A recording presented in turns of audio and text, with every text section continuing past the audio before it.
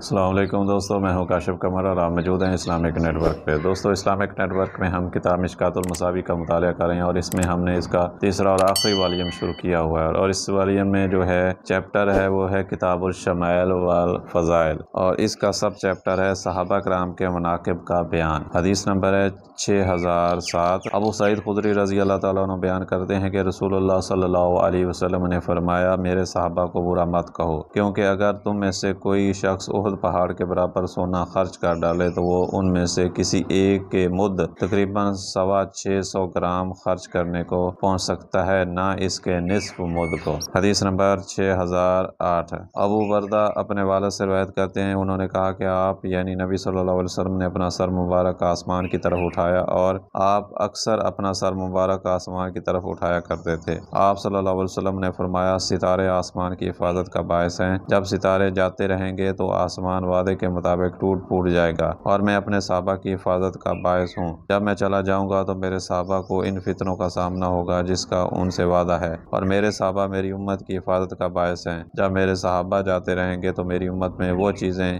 بدعات وغیرہ آ جائیں گی جن کا ان سے وعدہ کیا جا رہا ہے۔ حدیث نمبر 6009۔ ابو سعید خدری رضی اللہ تعالیٰ عنہ بیان کرتے ہیں کہ رسول اللہ صلی اللہ علیہ وسلم نے فرمایا، لوگوں پر ایک ایسا وقت آئے گا کہ لوگوں کی جماعتیں جہاد کریں گی، اور ان سے کہا جائے گا، کیا تم میں رسول اللہ صلی اللہ علیہ وسلم کا کوئی صحابی بھی ہے؟ وہ کہیں گے ہاں، انہیں فتح ہوگی۔ پھر لوگوں پر ایک ایسا وقت آئے گا کہ لوگوں کی جماعتیں جہاد کریں گی، تو ان سے پوچھا جائے گا، کیا تم میں کوئی ایسا ہے جس نے رسول اللہ صلی اللہ علیہ وسلم کے صحابہ کی صحبت اختیار کی ہو؟ وہ کہیں گے ہاں، تو انہیں فتح حاصل ہوگی۔ پھر لوگوں پر ایک ایسا وقت آئے گا کہ لوگوں کی جماعتیں جہاد کریں گی، اور ان سے پوچھا جائے گا، کیا تم میں کوئی تبع تابعی ہے؟ وہ کہیں گے ہاں، تو انہیں فتح حاصل ہوگی۔ اور صحیح مسلم کی روایت میں ہے، فرمایا، لوگوں پر ایک ایسا وقت آئے گا کہ ان میں ایک لشکر بھیجا جائے گا تو ان سے کہا جائے گا، دیکھو کیا تم اپنے ساتھ رسول اللہ صلی اللہ علیہ وسلم کا کوئی صحابی پاتے ہو؟ ایک صحابی مل جائے گا تو انہیں فتح نصیب ہو جائے گی۔ پھر دوسرا لشکر بھیجا جائے گا تو ان سے کہا جائے گا،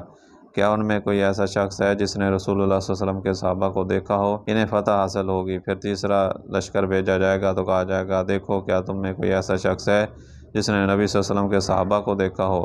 پھر چوتھا لشکر ہوگا اور کہا جائے گا، کیا تم میں سے کسی ایسے شخص کو دیکھتے ہو جس نے نبی صلی اللہ علیہ وسلم کے صحابہ کو دیکھنے والے شخص کو دیکھا ہو؟ ایسا شخص مل جائے گا تو انہیں فتح حاصل ہو جائے گی۔ حدیث نمبر 6010۔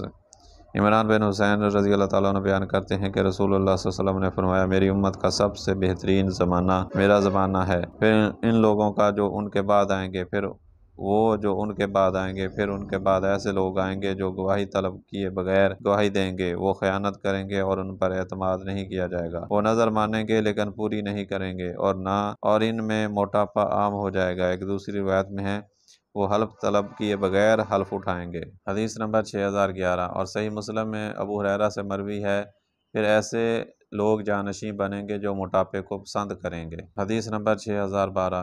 عمر رضی اللہ تعالیٰ عنہ بیان کرتے ہیں کہ رسول اللہ صلی اللہ علیہ وسلم نے فرمایا، میرے صحابہ کو عزت کرو، کیونکہ وہ تم میں سب سے بہتر ہیں، پھر وہ جو ان کے بعد آئیں، پھر وہ جو ان کے بعد آئیں، پھر جھوٹ عام ہو جائے گا، حتیٰ کہ آدمی حلف طلب کیے بغیر حلف اٹھائے گا، گواہی طلب کیے بغیر گواہی دے گا۔ سن لو، جو شخص جنت کے وسط میں مقام حاصل کرنا پسند کرتا ہے وہ جماعت کے ساتھ لگا رہے، کیونکہ منفرد شخص کے ساتھ شیطان ہوتا ہے، اور وہ دو افراد سے ایک کی نسبت زیادہ دور ہوتا ہے، اور کوئی آدمی کسی عورت کے ساتھ خلوت اختیار نہ کرے، کیونکہ تیسرا ان کا شیطان ہوتا ہے، اور جس شخص کو اس کی نیکی خوش کر دے اور اس کی برائی سے بری لگے تو وہ مومن ہے۔ حدیث نمبر 6013۔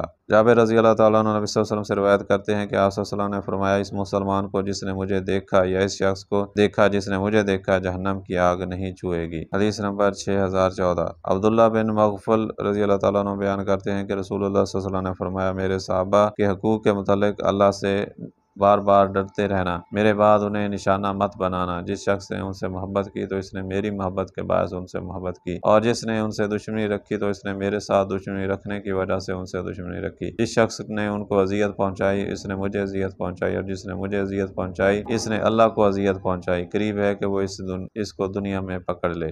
حدیث نمبر 6015۔ انس رضی اللہ تعالیٰ عنہ بیان کرتے ہیں کہ رسول اللہ صلی اللہ علیہ وسلم نے فرمایا، میری امت میں میرے صحابہ کی مثال اس طرح ہے جس طرح کھانے میں نمک، اور کھانا نمک کے ساتھ ہی بہترین لذیذ بنتا ہے۔ حسن بصری نے فرمایا، ہمارا نمک تو جا چکا، ہم کس طرح سنوار سکتے ہیں؟